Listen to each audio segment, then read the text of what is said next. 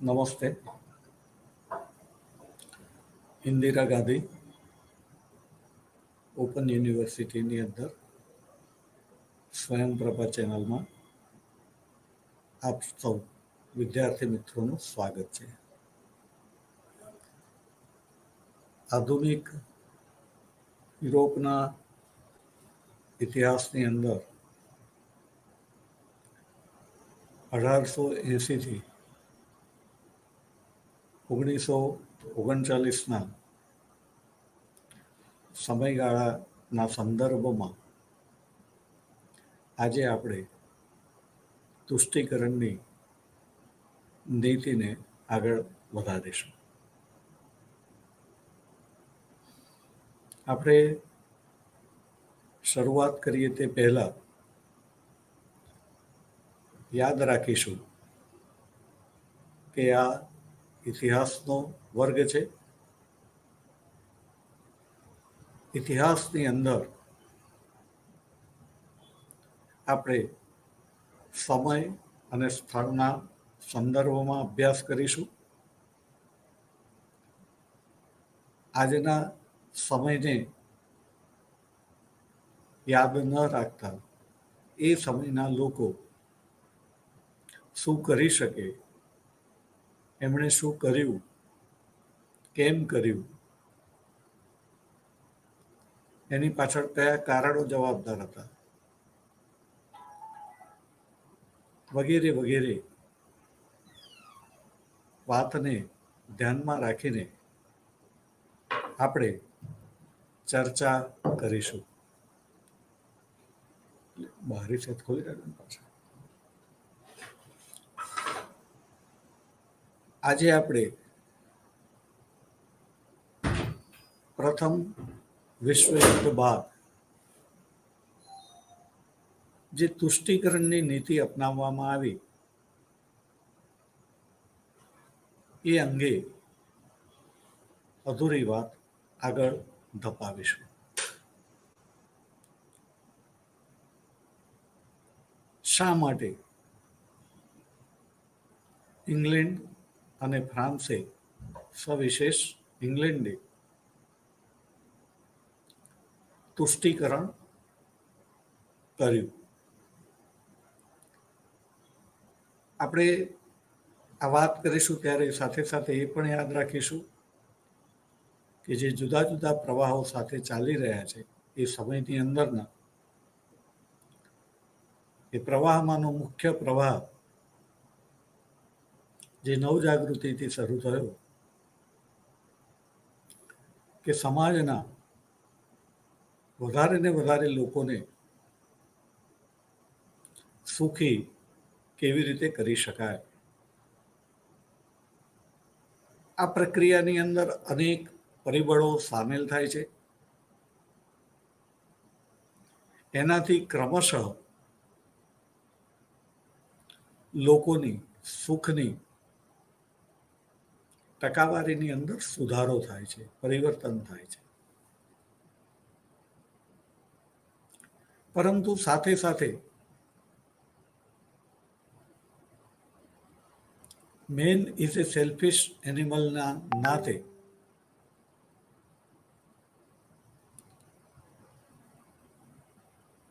જે સમાજો કે વ્યક્તિ સમૂહો કે વ્યક્તિઓ, વ્યક્તિ વિશેષ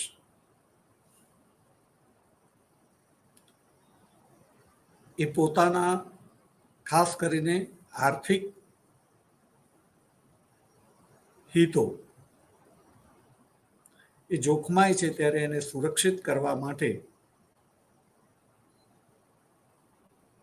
સ્વાર્થી નીતિ અખત્યાર કરે છે.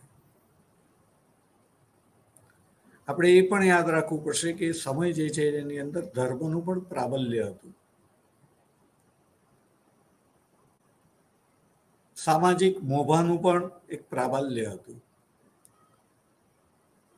અને એના થકી પણ ઘણા લોકો જે છે કેટલાક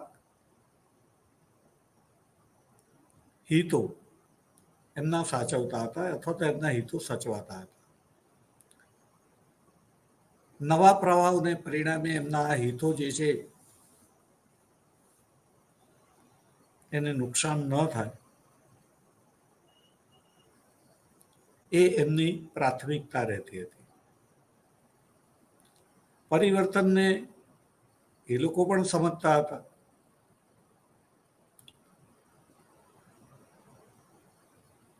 પરિવર્તનમાં એ લોકો રૂકાવટ થઈ રહ્યા છે એ પણ સમજતા હતા. પણ પોતે જે પ્રાપ્ત કરેલું છે એ કોઈને ગુમાવવાનું પોસાતું નથી, અને માટે સમજતા હોવા છતાં લોકો જવા દેવા તૈયાર નથી હોતા. આજના સમયને પણ લાગુ પડે છે, તો 100 વર્ષ પહેલાના સમયને તો લાગુ પડે, તે સ્વાભાવિક છે. આજે મનુષ્યના જીવનની ખૂબ કિંમત છે,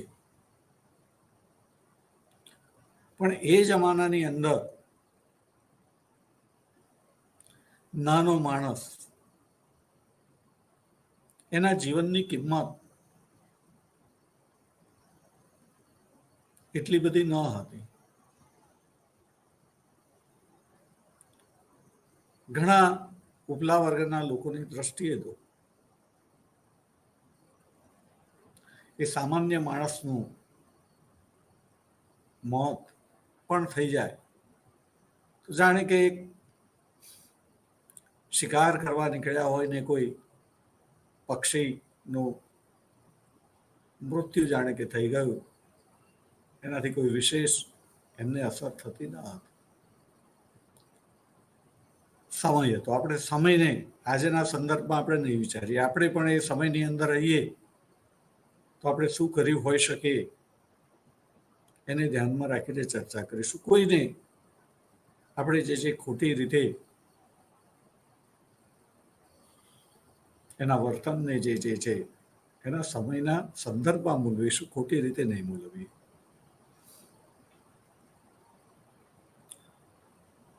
તો પ્રથમ વિશ્વયુદ્ધ જે છે પછી આ નીતિ કેમ અખત્યાર કરવામાં આવી એના ગયા લેક્ચરમાં આપણે 3 મહત્વના પરિબળોને ધ્યાનમાં રાખવાની વાત કરેલી હતી. નંબર 1, ઔદ્યોગિક ક્રાંતિ. નંબર 2, રશિયન ક્રાંતિ. અને નંબર 3 છેલ્લું, પ્રથમ વિશ્વયુદ્ધની ખાનાખરાબી.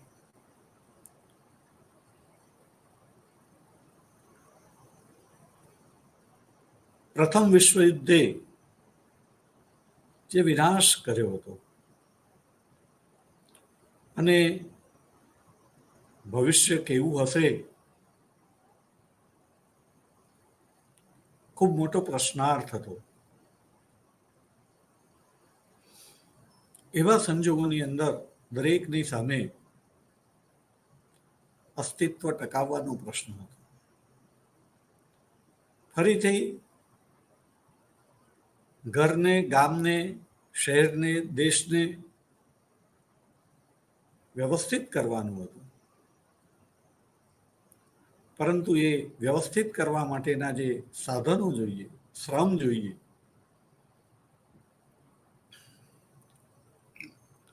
એ દેખાતો ન હતો. ત્યારે સ્વાભાવિકપણે જે પ્રત્યાઘાત આવે એનો પણ આપણે ખ્યાલ રાખીશું. સાથે સાથે એ પરિસ્થિતિની અંદરથી લાભ ઉઠાવનાર પરિબળો પણ હતા કે હાલ જે પરિસ્થિતિ છે એમાંથી કઈ રીતે લાભ ઉઠાવી શકાય. સાથે એ પરિબળો હતા પણ કે જેમને લાભ તો નહોતો ઉઠાવવો, પણ વધારે જે છે ત્યાંથી નુકસાન ન થાય અને પોતાનું જે કંઈ છે એ ટકી રહે એના માટેની પણ મથામણ હતી. ત્યારે એક બાજુ પ્રથમ વિશ્વયુદ્ધનો વિનાશ હતો અને બીજી બાજુ જે બચેલું હતું એની અંદર પણ રશિયન ક્રાંતિને પરિણામે જે નવી વિચારધારા ઉદ્ભવી હતી, કામ કરે તે ખાય, કામ કરે તેને મતાધિકાર, સત્તા શ્રમજીવીઓના હાથમાં હોવી જોઈએ, ખાનગી મિલકતનો નાશ થવો જોઈએ, સંપત્તિનું સરકારીકરણ કે રાષ્ટ્રીયકરણ થવું જોઈએ, વર્ગવિહીન સમાજ રચના હોવી જોઈએ, અનેક પક્ષોને બદલે એક પક્ષ હોવો જોઈએ, ધર્મનું પ્રભુત્વ જે છે એ નાબૂદ થવું જોઈએ. આવા ઘણા બધા પરિબળો રશિયન ક્રાંતિને પરિણામે માત્ર રશિયામાં નહીં, રશિયામાં તો સફળ થયા હતા, સફળ જવા થઈ રહ્યા હતા, માર્ગ ઉપર પ્રશસ્ત થઈ ચૂક્યા હતા,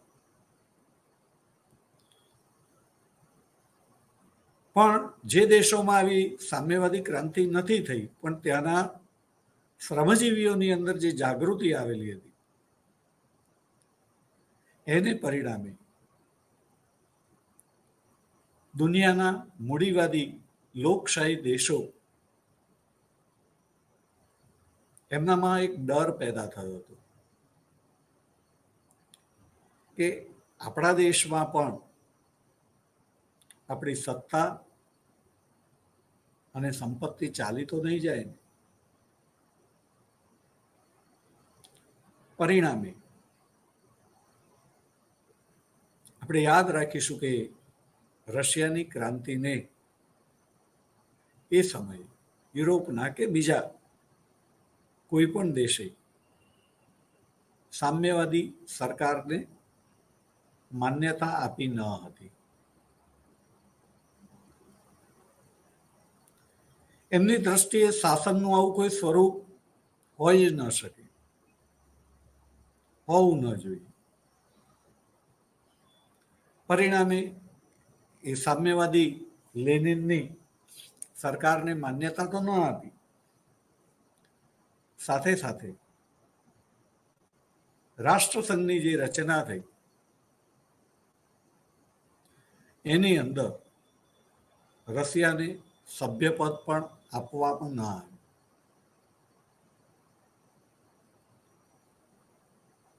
પરંતુ આમ છતાં મિત્રો અહીંયા બે વાતો ધ્યાનમાં રાખવી પડશે. નંબર 1, આત્મનિર્ણયનો અધિકાર,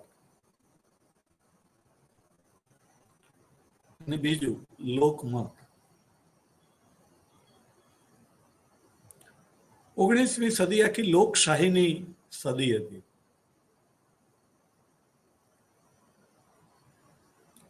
અને એની અંદર સરકારનું સ્વરૂપ જો લોકમત દ્વારા નક્કી થયું હોય, લોકમત એ સરકારના સ્વરૂપને સ્વીકારતો હોય,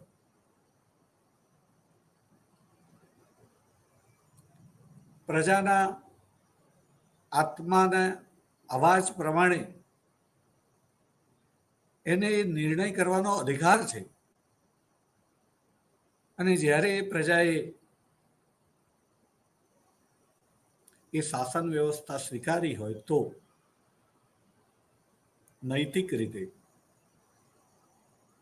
એ બીજાને ગમતી હોય કે ન ગમતી હોય, પણ એ કાયદેસર શાસન વ્યવસ્થા ગણાય.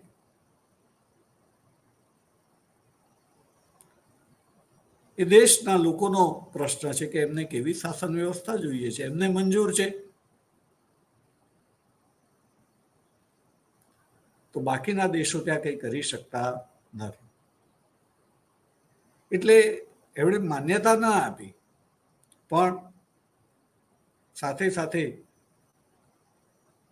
એ લોકોના માટે આ રશિયાની અંદર દરમિયાનગીરી કરવી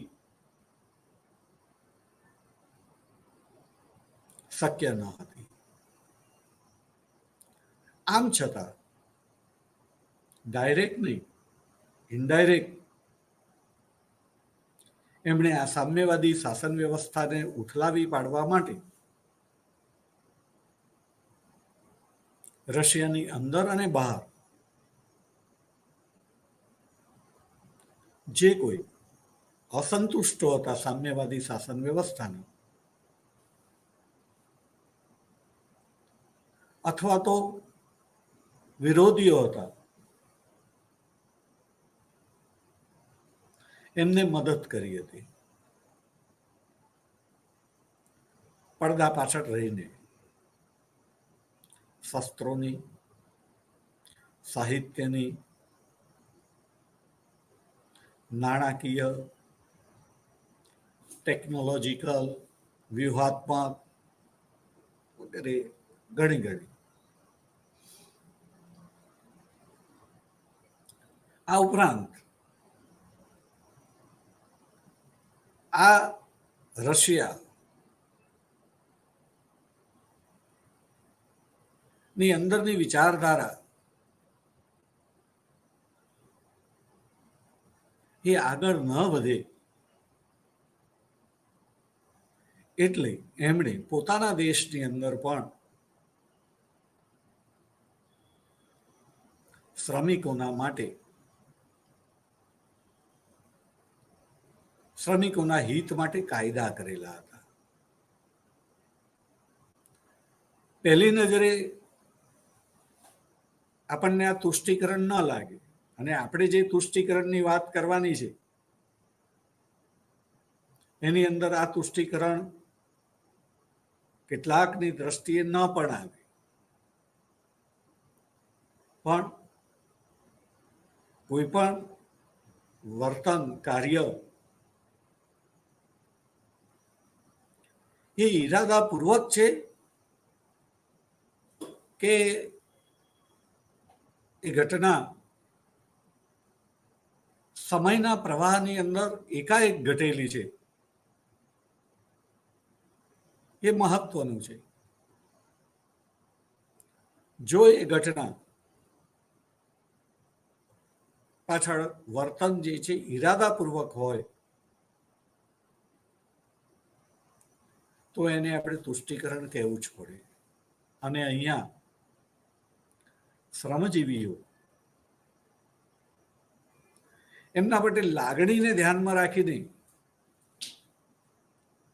જો એમના કલ્યાણ માટેના કાયદા થયા હોત તો એ આવકાર્ય હતા. પરંતુ ગરજે ગધેડાને પણ બાપ કહેવો પડે, એ ન્યાય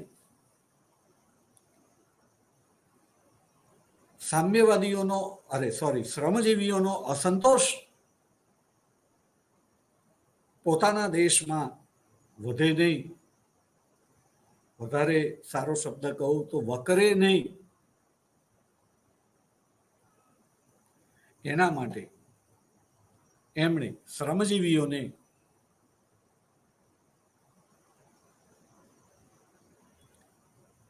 કેટલાક ફાયદાઓ કરીને એમને એવી સ્થિતિમાં મૂક્યા કે જો તમે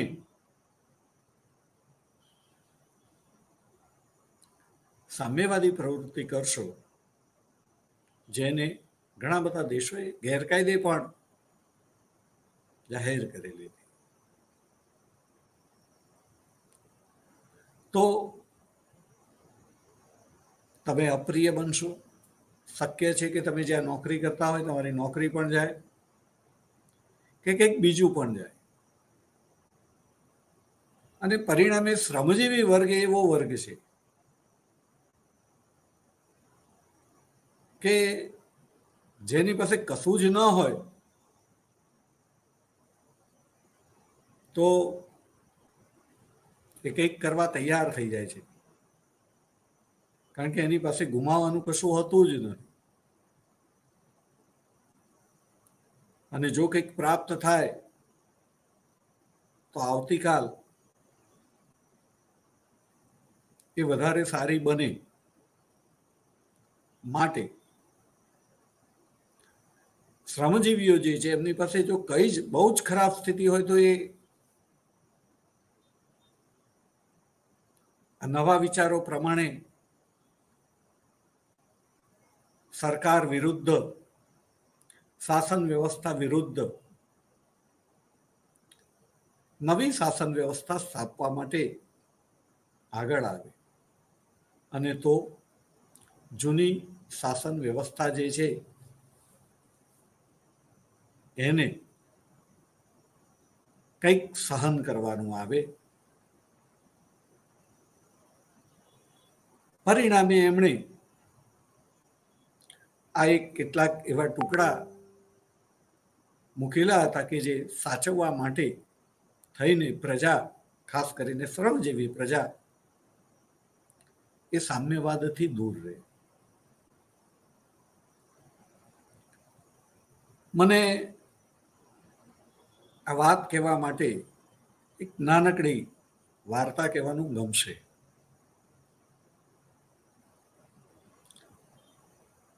આપણે જોઈએ છીએ કે ચોરનું કામ ચોરી કરવાનું હોય છે. એમ એક ચોર જે છે એક દિવસ ચોરી કરવા નીકળ્યો હતો.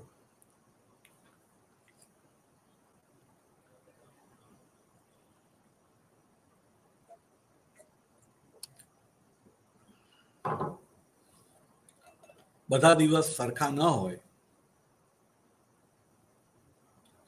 એને માટે દિવસ સારો ન હતો. બન્યું એવું કે ચોરી કરી રહ્યો હતો,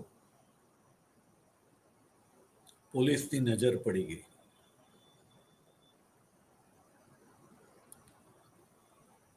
પછી આપ જાણો છો, તમે પોતે પણ ચોર પોલીસની રમત નાના હશો, રમ્યા હશો.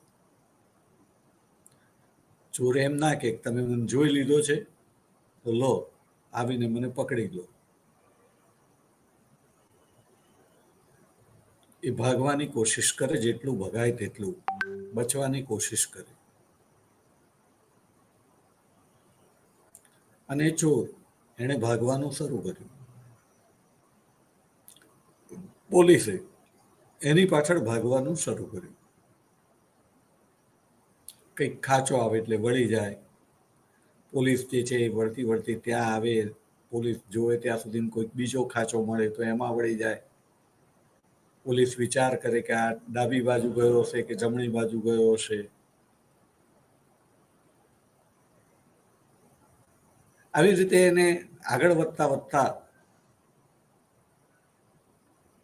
ચોર જે છે 5 સ્ટાર હોટલમાં ઘૂસી જાય છે. પોલીસને સપને પણ ખ્યાલ નથી આવતો ચોર જે છે 5 સ્ટાર હોટલની અંદર ઘૂસી જાય. પોલીસ આગળ વધી જાય છે. 5 સ્ટાર હોટલમાં જઈને બેસે છે. એને જોઈને વેટર વગેરેને એવું લાગે છે કે આપણે ત્યાં જે સામાન્ય રીતે ગ્રાહકો આવે છે એવા ગ્રાહક નથી, કોઈ ભૂલથી આવી ગયા લાગે છે. જેમ તેમ છતાં પણ ગ્રાહક એ ભગવાન કહેવાય. અને ઘણી વખત ઘણા લોકો જે છે એ પહેલી નજરે જે હોય તે ન પણ દેખાય. એટલે વેટરો અંદર વાતચીત કરતા હોય છે, અંદર અંદર પણ પોતાના પ્રોટોકોલ પ્રમાણે મેનુ આપે છે. એમને થાય છે કે આ ભાઈ જે છે એમના દીદાર જોતા એ મેનુ જોઈને, એના ભાવ જોઈને કદાચ ઓર્ડર કર્યા વગર જ પાણી પીને નીચે ઉતરી જશે. મારા જીવનમાં પણ ઘણી વાર એવું બન્યું છે. આપણી શક્તિ કરતા મોંઘી હોટલમાં જતા રહીએ અને પછી જોઈએ કે આ બજેટ બહાર છે તો આપણે ચાલ્યા જઈએ. પણ વેઇટરોના આશ્ચર્ય વચ્ચે એણે મેનુમાંથી મોંઘામાં મોંઘી વસ્તુઓના 2-3ના ઓર્ડર આપ્યા અને પરિણામે વેઇટરને એમ થયું કે કદાચ છુપા રુસ્તમ પણ હોઈ શકે, ધનવાન પણ હોઈ શકે. અને વેઇટરને હંમેશા ટીપમાં રસ હોય. જે મોંઘો ઓર્ડર આપે એટલે એની આર્થિક સ્થિતિ સારી હોય એટલે ટીપ પણ જરા સારી આપે, એટલે વેઇટર પણ જરા આગતા ફાગતા સારી કરે. એટલે વેઇટર એને પ્રેમથી જમી રહે છે, પાછું પૂછે છે કે બીજું કંઈક લાવ. પેલો મેનુમાંથી જોવે છે બીજું હવે કયું કિંમતી છે. એક પછી એક કિંમતી વસ્તુઓનો ઓર્ડર એ આપ્યા કરે છે. છેવટે આઈસ્ક્રીમ એ પણ મોંઘામાં મોંઘું, બધું જેટલું ખવાય તેટલું ખાધું. વેઇટર બિલ લાવવાનું કહે છે કે પતી ગયું હોય તો બિલ લાવો. એટલે કહે છે કે એની જરૂર નથી. એટલે ફરી પેલા આવ્યો અને જે મનમાં શંકા ગઈ હતી એ ફરીથી પાછી આવી કે આપણને લાગતું હતું એવું જ, આ તો ગડબડ છે. મેનેજરને વાત કરે છે, ભાઈ આ કોઈ લોચો લાગે છે કે મેનેજર આવે છે. ખબર પડે છે કે પૈસા છે નહીં અને ભાઈએ ખાઈ લીધું છે. મેનેજર કહે છે કે પોલીસને બોલાવો. ચોર કહે છે કે એ તો પાછળ આવે જ છે.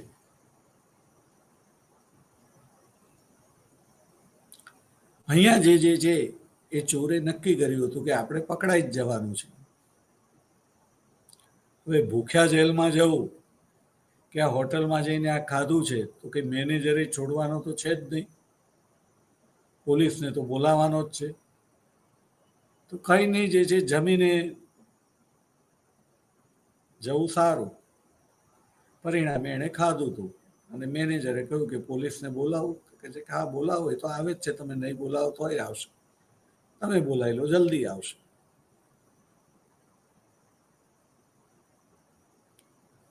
ફાઇવ સ્ટાર હોટલ હતી. મેનેજરના માટે, ચોરના માટે બરાબર છે, એક વ્યક્તિ તરીકે કિંમત ઘણી બધી હોય ખોરાકની, પણ મેનેજરને થાય છે ક્યાં પોલીસના લફડામાં પડવું, જવા દો ને.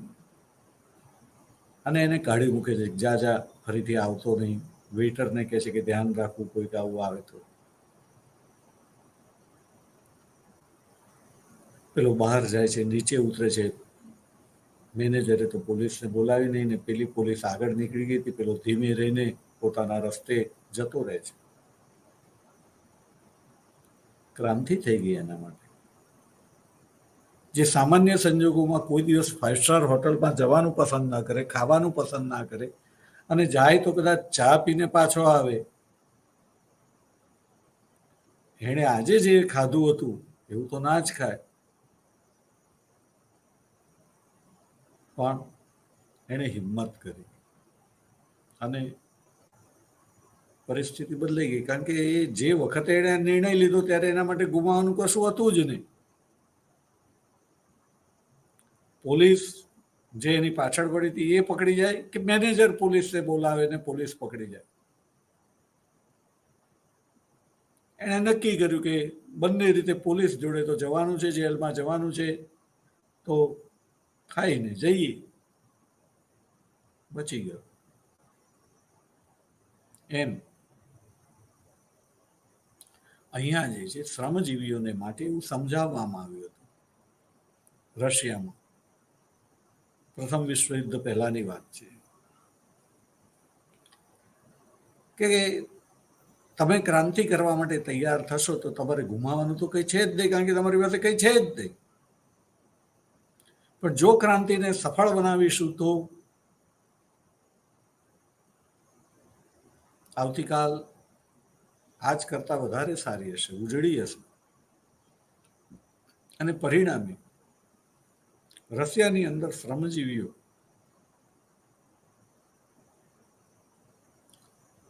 ક્રાંતિકારી તરીકે જોડાયા, પ્રવૃત્તિઓ કરી, સફળ પણ થયા. અહીંયા આપણે એ પણ યાદ રાખવાનું છે કે આ રશિયાની ક્રાંતિ કોઈ નાની સૂની ક્રાંતિ ન હતી. એ માત્ર રશિયાની ક્રાંતિ ન હતી.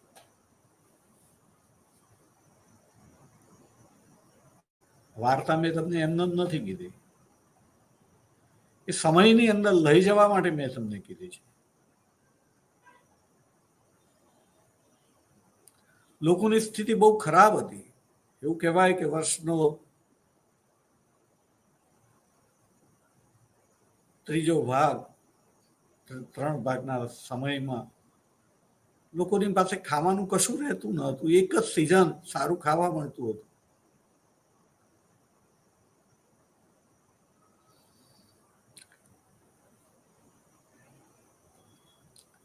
આવી પ્રજા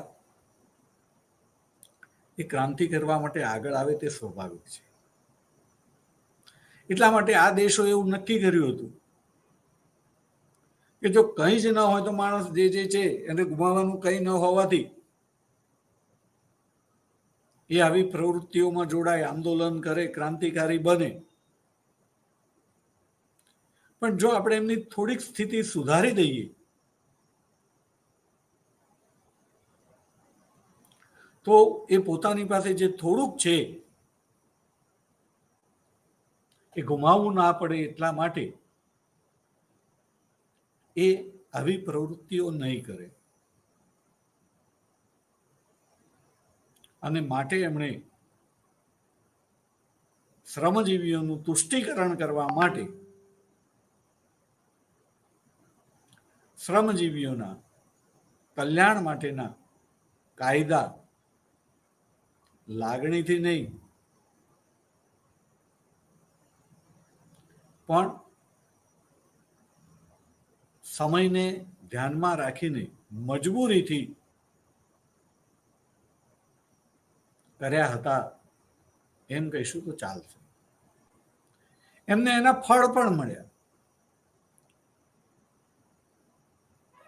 અને દુનિયાના ખાસ કરીને યુરોપના બીજા દેશોમાં ક્રાંતિ, સામ્યવાદી ક્રાંતિ સફળ થતી આપણને જોવા નથી મળતી. સામ્યવાદી પક્ષો સ્થપાયા, મજૂર પક્ષો સ્થપાયા, મજૂર સંગઠનો બન્યા. ચૂંટણીની અંદર એ લોકો ચૂંટાયા. ઘણી જગ્યાએ તો સરકાર પણ બની, વડાપ્રધાન બન્યા. પણ આમ છતાં રશિયાની અંદર જે સામ્યવાદી શાસન વ્યવસ્થા, અને એ સામ્યવાદી શાસન વ્યવસ્થા એટલે મૂડીવાદી અર્થવ્યવસ્થાનો નાશ, ખાનગી મિલકતનો અંત, તમામ મિલકતનું રાષ્ટ્રીયકરણ, આ બધું જે છે એ ન તો ઇંગ્લેન્ડ, ફ્રાન્સ, જર્મની, સ્પેન, પોલેન્ડ આ બધા દેશોમાં થયું ન હતું.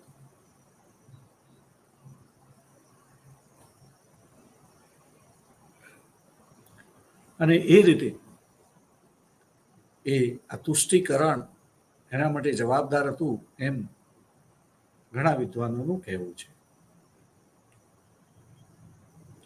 તો ભારતની અંદર આપણે જોયું કે તુષ્ટિકરણ કર્યું ભારતીયોનું. અહીંયા પોતાના દેશના શ્રમજીવીઓનું તુષ્ટિકરણ કર્યું. આગળ જતા જરૂરિયાત એ સંશોધનની જનેતા છે એ ન્યાય. યુદ્ધ પછી તાત્કાલિક તો ચીજ વસ્તુઓની અછતને કેવી રીતે પહોંચી વળવું એ પ્રશ્ન હતો, પણ જરૂરિયાત એ સંશોધનની જનેતા છે. ન્યાય એટલા બધા સંશોધનો ને બધું થયું ને લોકોએ જે રીતે કામ કર્યું એને પરિણામે બહુ જ થોડા સમયની અંદર એમની પાસે જે છે પોતાના દેશની પ્રજાને પૂરું પાડ્યા પછી પણ ઉત્પાદન વધતું હતું, અને આ વધેલા ઉત્પાદન સરપ્લસ પ્રોડક્શનનું શું કરવું એ પ્રશ્ન હતો. એ પ્રશ્ન કોઈ એક દેશનો ન હતો, કારણ કે હવે ઔદ્યોગિક ક્રાંતિ આખા યુરોપમાં ફરી વળી હતી, અને પ્રથમ વિશ્વ યુદ્ધ પછી મોટાભાગના બધા દેશોએ ફરી પાછું ઉત્પાદનને બહુ ઝડપથી યુદ્ધ પહેલા જે સ્થિતિ હતી 1914માં એના કરતા પણ વધારે ઝડપથી ઉત્પાદન કરવાનું શરૂ કરી દીધું હતું. ટૂંકમાં એ ઝડપ હાંસલ કરી લીધી હતી, અને દરેક દેશો પાસે હવે સરપ્લસ ઉત્પાદન હતું, ને એ ઉત્પાદન ક્યાં વેચવું એ પ્રશ્ન હતો. શરૂઆતમાં યુરોપના દેશોએ જ અન્ય દેશો પાસેથી યુદ્ધ પછી પણ બહુ બધી રકમ અને ચીજ વસ્તુઓ ઉછીની લીધી હતી, ખાસ કરીને અમેરિકા પાસેથી.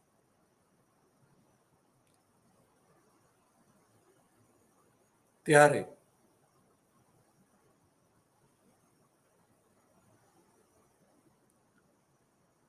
વાત જુદી હતી. હવે ઉત્પાદન વધી ગયું છે, વાત જુદી હતી. એ લોકો પોતાનું દેવું ઘટાડવા માટે પણ વધારાનું ઉત્પાદન વેચીને પૈસા પ્રાપ્ત કરવા માંગતા હતા, પણ ક્યાં વેચવું? યુરોપના દરેક દેશોએ બીજા દેશો પોતાના દેશમાં આવીને એમની વસ્તુઓ ન વેચે, કદાચ એમની વસ્તુઓ ચડિયાતી હોય અને પરિણામે પોતાના દેશમાં એની માંગ રહે પણ ખરી, પણ બીજા દેશની જેટલી વસ્તુઓ પોતાના દેશમાં વેચાય એટલો પ્રશ્ન ત્યાં આવે કે પોતાના દેશની વસ્તુઓ ક્યાં વેચે. પરિણામે યુરોપના બધા જ દેશોએ પોતાના પડોશી દેશોની ચીજવસ્તુઓ પોતાના દેશમાં ન આવે એના માટે ઊંચી આર્થિક જકાત રૂપી દિવાલો ઊભી કરી. ટૂંકમાં સંરક્ષિત આર્થિક જકાત નીતિ અમલમાં મૂકી. સીધી રીતે કોઈને ના નથી પડાતી, પણ જકાત એટલી બધી વધારી દીધી કે જો કોઈને એ માલ જે છે જે તે દેશમાં દાખલ કરવો હોય તો એ જકાત ભર્યા પછી ને જકાત ભરે તો ચીજ વસ્તુ ઘણી મોંઘી થઈ જાય, અને મોંઘી થઈ જાય તો ગ્રાહક જે છે એનું લક્ષણ છે કે એને સસ્તી અને સારી વસ્તુ જોઈએ. અને સાથે સાથે કોઈ પણ દેશની અંદર આપણે જોઈએ છીએ કે 10 થી 15% લોકો બહુ જ સુખી હોય, બાકીના લોકોની આર્થિક સ્થિતિ સારી ન હોય. ત્યારે એ લોકો જે છે સસ્તી અને સારી વસ્તુ માંગતા હોય, અને જો વસ્તુ મોંઘી હોય તો એ ગમતી હોવા છતાં એના તરફથી નજર ફેરવી લેવામાં આવે, બહાનું કાઢવામાં આવે કે આ તો બરાબર નથી, આમ નથી, તેમ નથી, જે હોય તે. પણ મૂળ વાત શિયાળને દ્રાક્ષ ખાટી લાગે, ખાવી મળે તો મીઠી, પણ ન મળે તો ખાટી. એ પ્રમાણે આ લોકો જે છે ચીજ વસ્તુઓ જે છે એ ખરીદી ન શકે, એટલા માટે આ જકાત રૂપી દિવાલો ઊભી કરવામાં આવી હતી.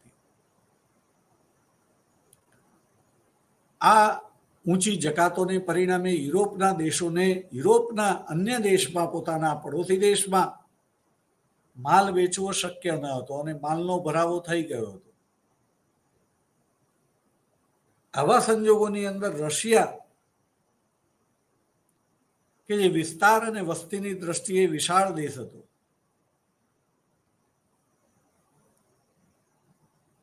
આ દેશોને પોતાના વધારાના ઉત્પાદન માટે કાચો માલ પણ જોઈતો હતો, એ આપણે યાદ રાખીશું.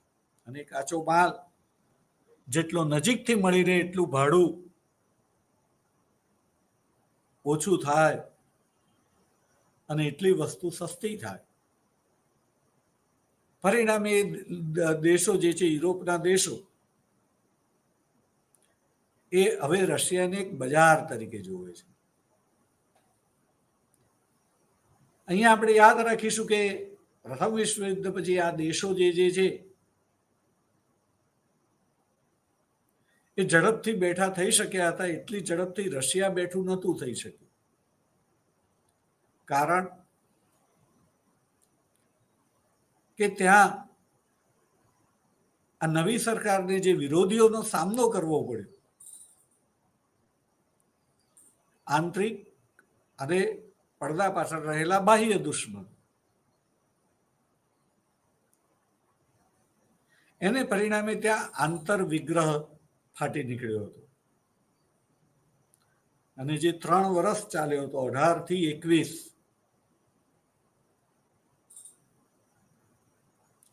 આ આંતર વિગ્રહને પરિણામે જ્યાં એક બાજુ યુરોપના અન્ય દેશોની સ્થિતિ તો સુધરી રહી હતી, કે સુધરી ગઈ હતી,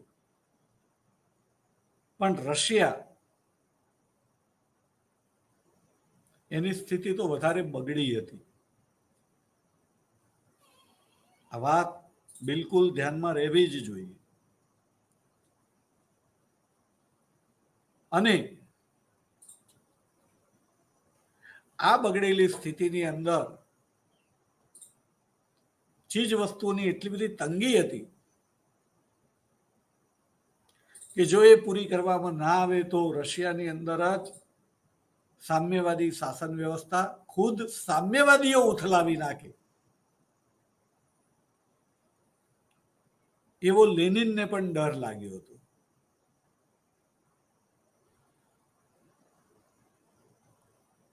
અને આ સ્થિતિની અંદર આ દેશો જે છે, રશિયાની સરકારને માન્યતા આપીને, ટૂંકમાં એમનું તુષ્ટિકરણ કરીને, રશિયાનું બજાર અને કાચો માલ બંને પ્રાપ્ત કરવા માંગતા હતા. અને પરિણામે એમણે એક સમય આવ્યો કે રશિયાની સરકારને માન્યતા આપી. એની સાથે વેપારી સંબંધો શરૂ કર્યા અને એ રીતે રશિયાનું તુષ્ટિકરણ કરવામાં આવ્યું. પણ મિત્રો, રાજનીતિને બરાબર સમજવી જરૂરી છે.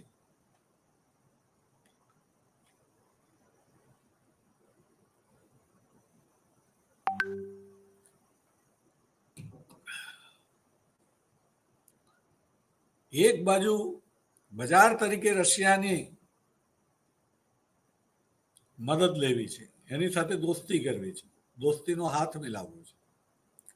પણ બીજી બાજુ હજી પણ આ સામ્યવાદી શાસન વ્યવસ્થા અને અર્થવ્યવસ્થા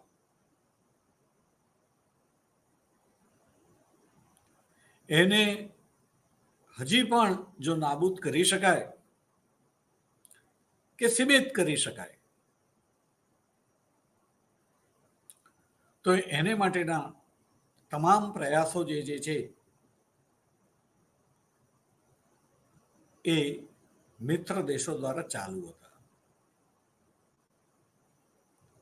પરંતુ આપણે વાત કરી તેમ જ્યારે રશિયાની પ્રજા જ એના આત્મનિર્ણયના અધિકાર પ્રમાણે, કે જેને હવે યુરોપ ભરની અંદર અને વિશ્વભરની અંદર સ્વીકૃતિ આપવામાં આવી હતી,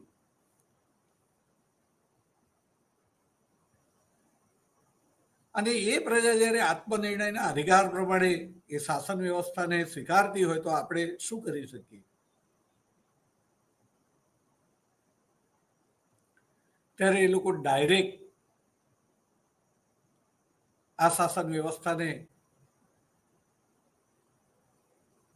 સીમિત કરવાથી કે એનો અંત કરવાથી એમણે મોં ફેરવી લીધું હતું કે હવે આ શક્ય નથી.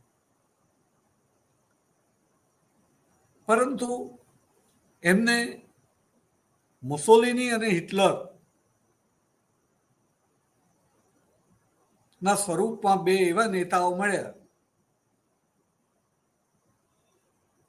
કે જે સામ્યવાદના કટ્ટર વિરોધી હતા.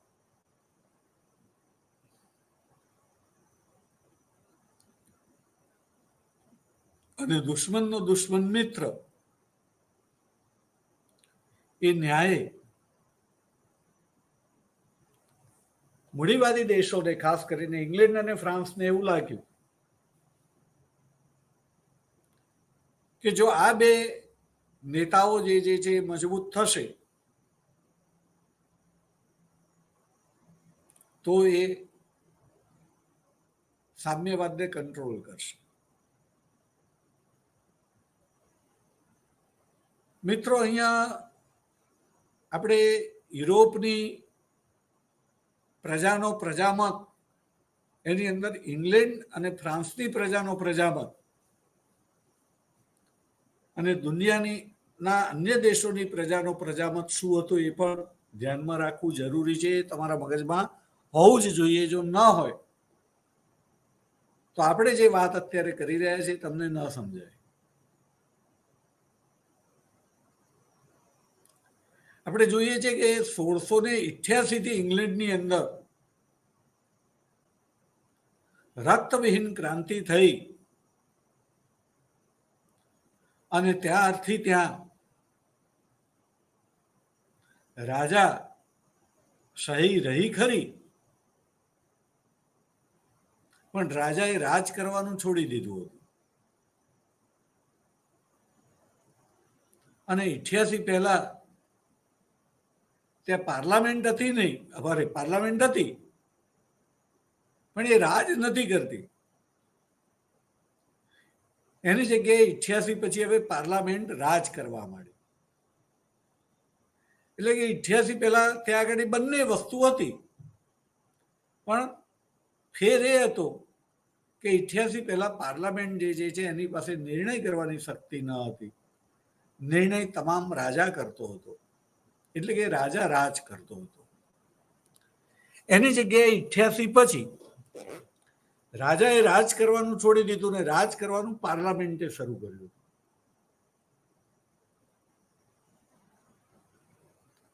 અને પરિણામે અહીંયા ઇંગ્લેન્ડમાં આ રીતે લોકશાહી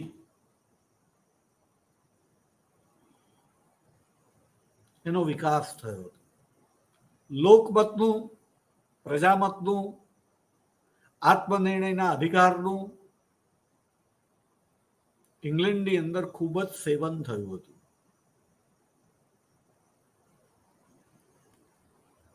એનો સ્વીકાર થયો હતો. અને પરિણામે આ ઇંગ્લેન્ડ, આપણે અગાઉ કહેલું છે કે દુનિયાની અંદર કોઈ પણ દેશ હોય એની સરકાર જે છે ગમે તેટલી શક્તિશાળી હોય, પણ એ પ્રજામતની વિરુદ્ધ જઈને ક્યારેય સરકાર કે શાસન ચલાવી ન શકે. પરિણામે પ્રજામત એનું ધ્યાન રાખવું જ પડે. એમ અહીંયા ઇંગ્લેન્ડનો પ્રજામત એ હવે ઉદારવાદી છે, માનવતાવાદી છે, લોકશાહી અભિગમ ધરાવતો છે, જેમાં આત્મનિર્ણયનો અધિકાર છે, લોકમત જે છે એનો સ્વીકાર છે. ત્યારે રશિયાની પ્રજા જે છે એના પ્રજામતને, એ પ્રજાના આત્મનિર્ણયના અધિકારનું પણ એટલું જ સન્માન કરવામાં આવે છે. એ શાસન વ્યવસ્થા કેવી છે કેવી નહીં, આપણને ગમે છે કે નહીં, એનાથી એ પ્રજાને કોઈ લેવા દેવા નથી. એ પ્રજાને ગમે છે, વાત પૂરી થઈ ગઈ. જેમ કે આપણે લગ્નના કાયદાની અંદર જોઈએ છીએ કે બાળક, દીકરો કે દીકરી 18 વર્ષના થાય એ પછી એમના જીવનના તમામ નિર્ણયો કરવાની સત્તા એમની પાસે હોય છે. એમને હવે પુખ્ત સમજદાર ગણવામાં આવે છે. એ સારો નિર્ણય લે તો એના સારા ફળ એમને મળે, ખોટો નિર્ણય લે તો એના ખોટા ફળ એને મળે, પણ એને જે નિર્ણય કરવો એ નિર્ણય કરવાની સત્તા હવે એને મળે છે. પરિણામે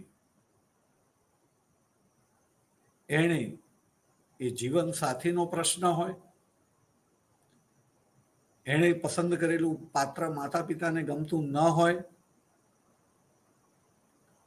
અને છતાં માતા પિતાને એના આત્માના અવાજને સ્વીકારવો પડે છે, એના અંતઃકરણના અવાજને, એટલે કે આત્મનિર્ણયને સ્વીકારવો પડે છે, પસંદ હોય કે ન હોય.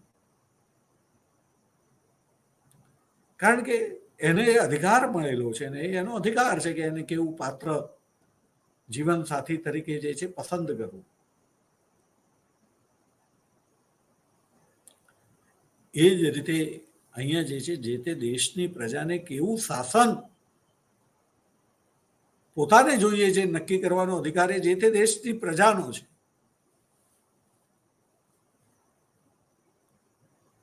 અને એ પ્રજાએ જ્યારે સામ્યવાદનો સ્વીકાર કરેલો છે ત્યારે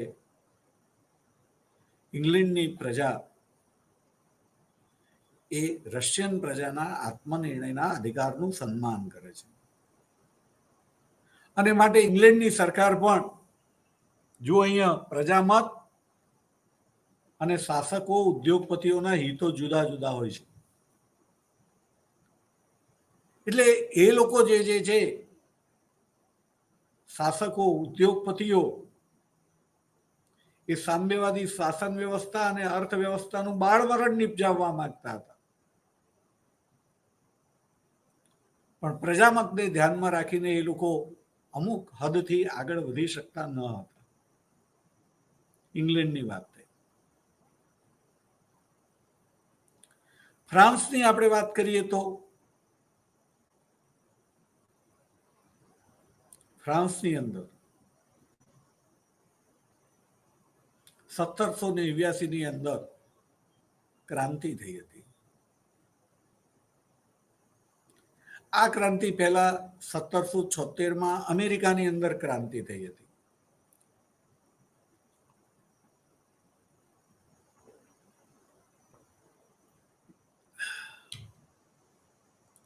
અને એ અમેરિકન ક્રાંતિકારીઓને મદદ કરવા માટે ફ્રાન્સના સૈનિકો ગયેલા હતા કે જે પોતાની સાથે આ સ્વતંત્રતા, સમાનતા, લોકશાહી, આત્મનિર્ણય, લોકમત, પ્રજામત વગેરે વિચારો લઈને આવ્યા હતા. ઉદારમતવાદ, માનવતાવાદ, સમાનતાવાદ. હવે અમેરિકાથી ફ્રાન્સની અંદર પ્રવેશેલ હતું. ફ્રાન્સના લોકોએ ક્રાંતિ કરી અને ક્રાંતિ પછી જે રીતે યુરોપ વ્યાપી યુદ્ધો થયા અને નેપોલિયન કે જે ક્રાંતિનું બાળક હતો,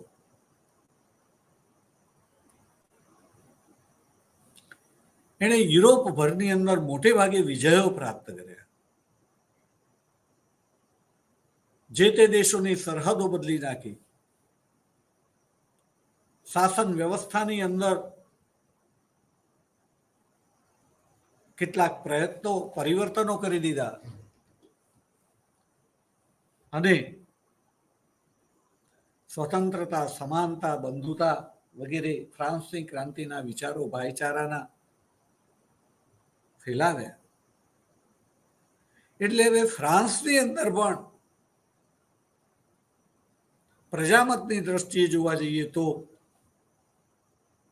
એ ફ્રાન્સનો પ્રજામત રશિયન પ્રજામતનું સન્માન કરતો. શાસનનું સ્વરૂપ જે હોય તે પોતાને ગમતું હોય કે નહીં, પણ એ પ્રજાનો પ્રશ્ન છે અને એને નિર્ણય કરવાનો અધિકાર છે. માટે અહીંયા ફરીથી આપણે વાત કરીશું કે પ્રજામત જુદો છે, શાસકો અને ઉદ્યોગપતિઓના હિતો જુદા છે.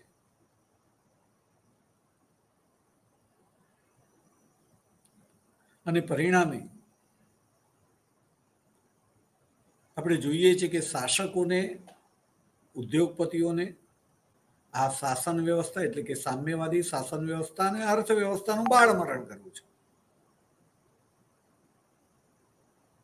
પણ પોતાના દેશના પ્રજામતને ધ્યાનમાં રાખીને એ લોકો કરી શકતા નથી. પરિણામે પોતે નથી કરી શકતા ને જો કોઈ કરતું હોય તો એને મદદ કરવી. એ નાતે જ્યારે મુસોલિની અને હિટલર જેવા નેતાઓ ઇટાલી અને જર્મનીની અંદર પેદા થયા અને એ સામ્યવાદના વિરોધી હતા. એ દેશોની અંદરનો પ્રજામત એ ઇંગ્લેન્ડ અને ફ્રાન્સ જેવો ન હતો. પરિણામે એ લોકો પોતાના પ્રજામતની સાથે રહીને સામ્યવાદનો વિરોધ કરી શકતા હતા. બીજી રીતે કહીએ તો એ લોકોને જે સત્તા પ્રાપ્તિ થઈ હતી એની અંદર પણ સામ્યવાદનો વિરોધ કામે લાગ્યો હતો.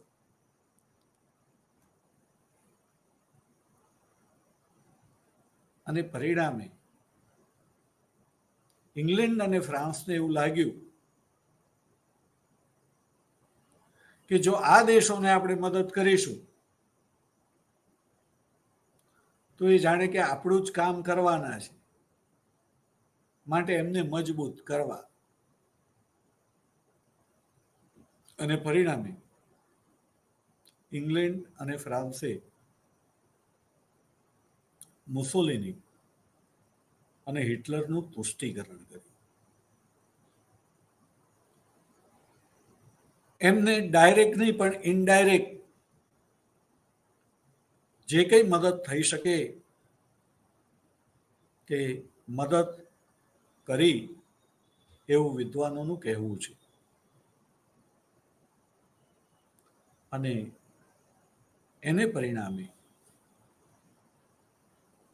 મુસોલિની અને હિટલર બંને તાકાતવર બન્યા.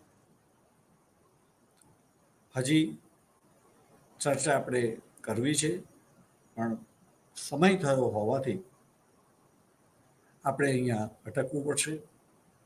વિદ્યાર્થી મિત્રો, આપણે ફરી વખત યાદ રાખીશું, ભાવિને ધ્યાનમાં રાખીને આપણે વસુધૈવ કુટુંબકમ પ્રમાણે ચાલીશું. ઘર ભલા હોગા ભલા પ્રમાણે કરીશું તો આપણે એક ઉજ્જવળ ભવિષ્યનું નિર્માણ કરી શકીશું.